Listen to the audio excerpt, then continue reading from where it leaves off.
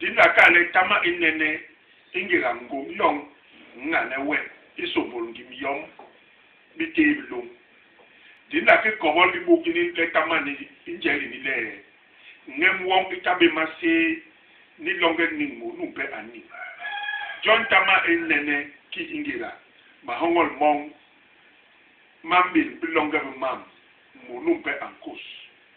inyu hala nyen ingira mur agoitama mase mamu numpe mankonye John nogle me bere mut murakoro me suha mut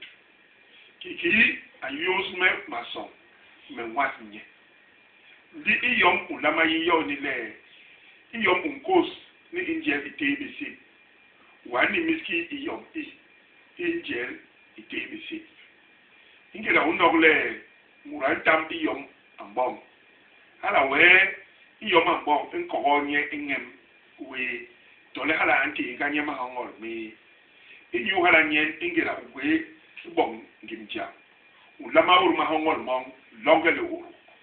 tigale usok tam ijabungo ni kinyong ngem ikahal kizwe John ubong jam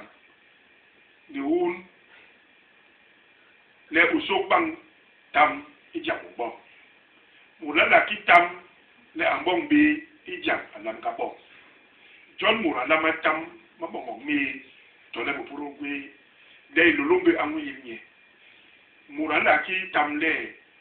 ahula be mut wele bo ki yele abagla hulanye